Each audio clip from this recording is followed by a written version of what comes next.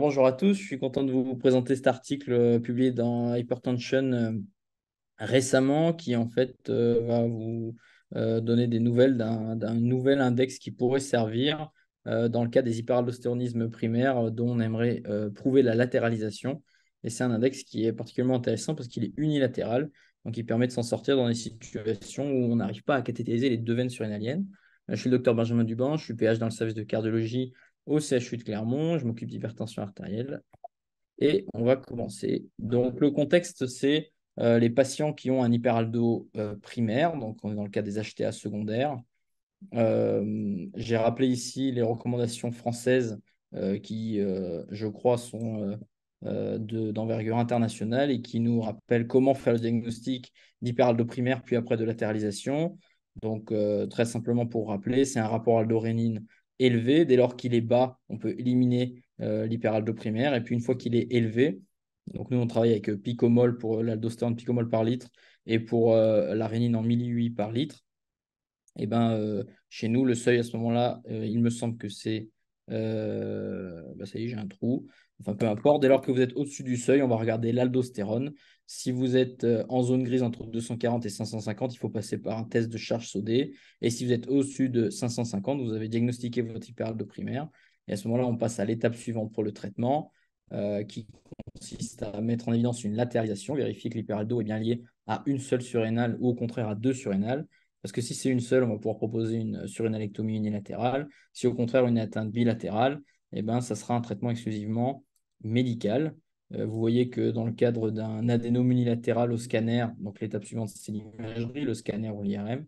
Si vous avez un adénome unilatéral chez un patient de moins de 35 ans, ça suffit pour faire opérer. Dans toutes les autres situations, eh ben, il faut discuter avec le patient de sa motivation, sa volonté à être opéré. Si jamais il est motivé, eh ben, il faut lui proposer le cathétérisme veineux surrénalien pour mettre en évidence la latéralisation. Et une fois qu'elle est prouvée, on peut lui proposer la surrénalectomie. Donc l'hyperaldo primaire, le gros problème, c'est que c'est sous-diagnostiqué et sous-traité en raison de la complexité de ce chemin diagnostique. Et on sait que c'est pourvoyeur de complications encore plus importantes que l'HTA primitive. Et donc, les limites qu'on a avec ce caté veineux surrénalien, quand on y arrive, ben, c'est la faisabilité en dehors des centres experts, avec des chiffres dans la littérature de 20% d'échecs dans les meilleurs centres et jusqu'à 70% d'échecs euh, dans les moins bons. Donc, l'objectif de ce travail, c'était de valider un nouvel index qui pourrait permettre un diagnostic d'atteinte unilatérale avec un prélèvement unilatéral, soit parce qu'on est dans la surrénale qui sécrète trop, soit parce qu'on est dans celle qui sécrète pas assez, soit parce que l'index nous montre qu'il y a une atteinte probablement bilatérale. Alors, un petit rappel sur ces index dans le cadre des KT veineux. Il y a l'index de sélectivité, c'est celui qui nous permet de dire je suis bien sélectif dans ma surrénale, donc je peux interpréter les chiffres d'aldostérone. Il se mesure avec le cortisol mesuré dans la surrénale en question sur le rapporté au cortisol dans la veine cave inférieure. Et il faut qu'on ait deux fois plus de cortisol pour dire qu'on est sélectif.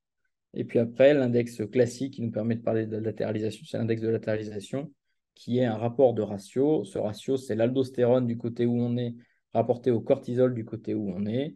Et on fait pareil de l'autre côté. Et puis si vous avez une différence de 4 fois plus importante d'un côté que de l'autre, eh bien, on considère qu'il y a une latéralisation du côté en question. Donc ça, c'est un index qui se calcule avec une mesure bilatérale. Et donc l'index qui nous intéresse aujourd'hui, c'est le RASI, Relative Aldosterone Secretion Index, où là, en fait, on va prendre que d'un côté le rapport aldostérone sur la surrénale rapporté à l'aldostérone dans la veine cave, et on va encore le normaliser sur l'index de sélectivité. Donc c'est un ratio qui estime la quantité d'aldostérone qui est déversée par cette surrénale dans le sang. Ils disent artériel, mais en vrai, c'est dans le sang veineux, bien sûr. Mais voilà, et on rapporte cette quantité à la sélectivité du prélèvement. Alors, la condition sine qua non, c'est d'avoir un prélèvement sélectif. C'est-à-dire qu'on peut le faire que d'un côté, mais par contre, il faut que de ce côté-là, on soit très sélectif. Ce n'est pas clairement écrit dans l'article, mais je pense que ça veut dire qu'il faut avoir un index de sélectivité supérieur à 2. Vous comprenez bien que quand vous êtes sur si jamais vous prélevez dans une surrénale qui est freinée parce que c'est une atteinte unilatérale et que vous êtes sur celle qui n'est pas atteinte, eh ben, le rapport aldostérone surrénal sur veine cave, il va être de l'ordre de 1. Et du coup, le résultat du RASI dans ce cas-là, va dépendre uniquement de la sélectivité. Donc, la sélectivité est indispensable. Alors, comment ils ont fait? L'objectif principal, c'était de valider le RASI dans la capacité à diagnostiquer une atteinte unilatérale. Ça, c'était l'objectif principal. Et l'objectif secondaire, c'était de trouver quels étaient les seuils diagnostiques, à partir de quel chiffre on dit qu'on est sur une surrénale, qu'on est sur une atteinte bilatérale, une atteinte unilatérale, et en l'occurrence qu'on est sur la surrénale qui sécrète trop, au contraire celle qui sécrète pas assez. Et entre ces deux seuils, on est sur une atteinte bilatérale. Ça, c'était les objectifs. Comment ils ont fait? Ils ont fait une analyse rétrospective du registre AVIS2, qui est un registre international, multicentrique, plus de 19 centres sur plusieurs continents. Les patients qui étaient inclus, c'est des patients qui avaient un hyperaldo diagnostiqué et qui étaient adressés pour KTVNE. Donc, les résultats de ce registre avaient été publiés en 2019 avec 80% de réussite, 45% d'atteinte unilatérale, 41% de surrénalectomie et 20% de guérison. Et comme référence, ils n'ont pas comparé le RASI à l'index de latéralisation, qui est la référence. Ils ont carrément étudié comment évoluaient les patients après surrénalectomie. Et ils définissaient comme atteinte unilatérale les patients qui avaient bien évolué après surrénalectomie unilatérale, aussi bien sur le plan de la pression artérielle que sur le plan biologique, avec en gros un déblocage de la rénine et donc une diminution du rapport aldo-surrénine. Et au contraire, ils avaient défini comme atteinte bilatérale les patients qui avaient une suranalectomie mais qui n'avaient pas répondu à ce traitement, ou les patients chez qui, au cours du KT, on avait conclu à l'absence de latéralisation. Donc, les patients inclus, on passe au résultat, c'est 987 patients sur les 1820 initiaux. Vous voyez qu'ils ont exclu les patients avant l'année 2000 parce qu'ils voulaient des résultats assez homogènes. Quand les patients avaient des prélèvements non sélectifs, donc c'est uniquement ici que c'est écrit, on les avait exclus. Et vous voyez après que vous avez les patients qui avaient au moins un prélèvement sélectif et qui avaient été ou non traités par chirurgie. Donc, ça nous donne des patients d'une cinquantaine d'années, une majorité d'Européens, de blancs, dans l'ensemble obèses, avec un IMC moyen à 30, hypertendu modéré et une hypocalémie dans 46% des cas. Alors, je ne peux pas trop parler des chiffres qu'on a ici, parce que moi, j'utilise vraiment l'unité des picomoles par litre, donc finalement, ça ne me parle pas beaucoup, ces chiffres-là. Mais bon, c'est des patients qui avaient une hyperaldo, pour résumer. Ces patients ont été traités par surrénalectomie dans 44% des cas, donc une petite surprésentation du côté gauche. Il y a même un patient qui a eu une surrénalectomie bilatérale. Alors, il y a une donnée que je n'ai pas très bien compris dans l'article qui nous parle de surrénalectomie guidée par KT dans 35% des cas et non guidée dans 22% des cas. On pourra peut-être en reparler dans la discussion. Et puis, on avait 7% de patients qui avaient une atteinte unilatérale mais qui n'ont pas été surrénalectomisés. Et puis concernant le suivi, on a 64% des patients pour lesquels on a des données sur la réponse sur la pression artérielle et 49% sur des caractéristiques biochimiques. Et parmi les opérés, on avait 68% de patients qui étaient considérés comme guéris, c'est-à-dire amélioration à la fois de la pression artérielle et de la biochimie. Alors le RASI dans tout ça, voilà, la première figure, elle est ici. Donc d'emblée, je vous donne les seuils qu'ils ont retenus comme seuil diagnostic, même si ça fait partie des résultats suivants. Donc, ils ont décrété que quand on avait un RASI supérieur à 2,55, eh ben, on avait une atteinte unilatérale et on était en train de prélever dans la surrénale qui était coupable, la surrénale qui sécrétait trop. Au contraire, si on avait un RASI inférieur à 0,96, eh ben, ça veut dire qu'on avait une atteinte unilatérale, mais qu'on était dans la surrénale qui ne sécrétait pas trop, c'est-à-dire la surrénale qui était freinée.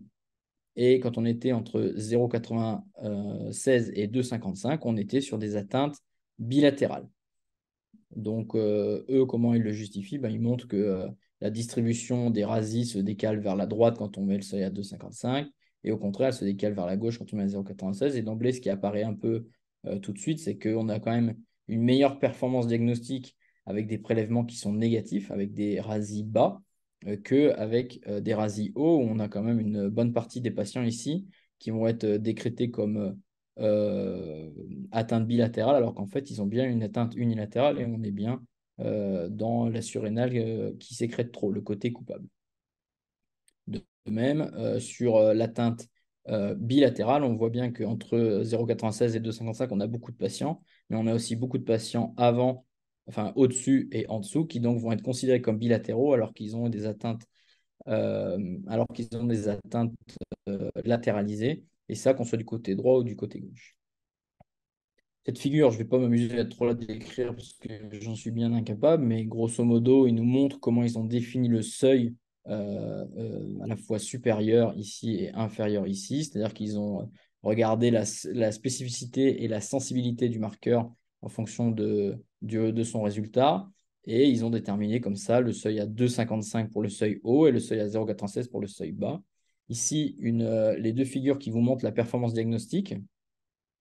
Donc, quand on est du côté coupable, on a effectivement, en mettant le seuil ici à 2,55, tous ces patients qui vont être opérés à juste titre parce qu'ils vont avoir une atteinte unilatérale et qu'on sera bien du bon côté. Par contre, ici, vous avez à nouveau représenté les patients qui ont une atteinte bilatérale et qui vont être opérés à tort. C'est les patients qu'on a ici. Ici, vous avez un résultat de l'air sous la courbe ROC qui est à 0,714 et un résultat qui est plus favorable quand vous êtes du côté non coupable, c'est-à-dire quand vous avez un RASI qui est bas, vous allez avoir moins de patients opérés à tort et moins de patients qu'on aura loupé. Et ça nous fait une aire sur la courbe à 0,855, ce qui est un meilleur critère diagnostique. Alors ici, un tableau sur lequel je me suis bien pris la tête aussi.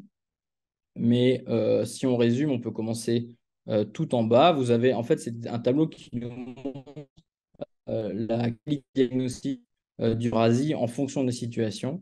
Donc ici, on retrouve finalement notre courbe ROC à 0,714 et 0,855 en fonction de si vous êtes du côté coupable ou du côté non coupable.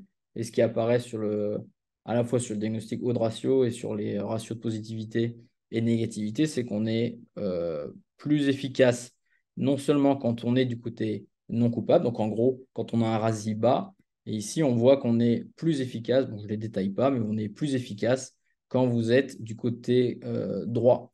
Donc, en gros, on est plus efficace quand vous avez un RASI bas du côté droit, c'est-à-dire que l'atteinte est du côté gauche. Au contraire, là où vous allez vous tromper le plus, à peu près quand même une fois sur trois si c'est positif et une fois sur trois si c'est négatif, eh ben, c'est si vous avez fait un RASI à gauche et qu'il est haut. Donc vous allez dire c'est une atteinte unilatérale gauche. Eh ben, une fois sur trois, vous allez vous planter. Et au contraire, si vous dites vous avez un RASI qui est haut, mais qui est juste en dessous de 2,55, et ben, une fois sur trois, vous allez vous planter aussi. Et vous allez annoncer que c'est bilatéral, alors qu'en fait, c'était bien unilatéral du côté gauche. Donc, pour discuter de ces résultats et vous parler des limites, bon, là, ce qui est remarquable et qui est beaucoup répété dans l'article, c'est la première étude à apporter une évaluation de ce nouvel index sur une si grande population avec des données de qualité pour des centres de référence. C'est une approche qui est complètement différente de l'index de suppression, que je ne connais pas parfaitement, mais qui nécessite d'avoir une mesure bilatérale. Il faut bien noter que la précision diagnostique de ce marqueur, il varie selon les situations. Et ce qu'on a vu, c'est qu'il était d'autant plus efficace que vous étiez avec un RASI bas et qu'on était du côté droit, bon, ce qui n'est pas forcément une extra bonne nouvelle, puisque le côté droit, c'est le côté le plus difficile finalement à cathétériser. Il n'y avait pas d'impact de la technique de dosage, c'est ce qu'il y avait dans le tableau d'avant. Vous montrez qu'on fasse des simulations ou non, il n'y avait pas de différence de capacité diagnostique, et qu'on fasse des dosages simultanés ou non, on n'avait pas non plus de différence de capacité diagnostique. Quelque chose qui est notable, c'est que si vous aviez une image au scanner, alors ils l'ont décrit vraiment dans le texte, mais pas du tout dans les figures ni dans les tableaux, mais si vous aviez une image au scanner, donc, on va prendre vraiment le cas idéal. Vous avez une image à droite, vous allez faire le cathétérisme veineux parce que l'image n'est pas suffisante, on en a parlé. Et vous allez trouver à gauche un RASI bas. Vous n'allez pas faire la droite parce que le principe, c'est de faire que l'unilatéral. Ben, si vous avez un RASI bas à gauche associé à une image au scanner à droite, et ben là, on a des courbes, une R sur la courbe qui est d'autant plus élevée à 0,905. Après, ce qui n'est pas décrit dans l'article, c'est combien de patients sont concernés par cette situation. Parce que si c'est un patient sur 100, ça a assez peu d'intérêt, mais si c'est le cas, si c'est pas le cas, c'est un bon moyen. Si jamais on était parti sur un cathé bilatéral et qu'on n'y est pas arrivé, ben, c'est un bon moyen quand même de s'en sortir et d'avoir un bon diagnostic pour nos patients. La grosse limite pour moi, elle est ici, c'est que un patient sur 6 avec un RASI élevé et un patient sur 5 avec un RASI bas, donc on va décréter comme une atteinte unilatérale, vont en fait avoir une atteinte bilatérale. Donc ça veut dire que 1 sur 6 plus 1 sur 5, ça fait 36% de patients qui vont avoir une surinalectomie à tort. Et ce qui n'est pas du tout compté dans l'article, et je vais vous le montrer en trafiquant un peu les schémas, c'est qu'en est-il de l'erreur sur le côté, c'est-à-dire des patients qui vont effectivement être unilatérales, mais pour lesquels leur ASI va se planter et nous faire opérer du mauvais côté. Et voilà, tout ça, toutes ces erreurs, ça a comparé aux 68% de succès actuel qu'on a quand le cathétérisme veineux bilatéral est réussi. Je compte les 68% en prenant 298 patients qui se sont améliorés sur les 437 traités par chirurgie. Donc la dernière chose que je voulais vous montrer, c'était ça. Ça, c'est bien la figure 1 qui nous montre que quand on est du côté coupable, vous avez plus de patients qui sont bien à droite du seuil. Par contre, je me suis amusé à mettre 0,96 sur ce schéma et 2,55 sur le schéma d'à côté.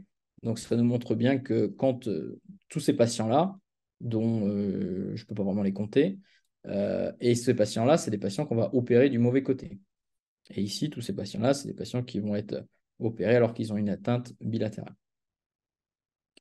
Donc, en conclusion, je pense que ça nécessite de bien former le patient.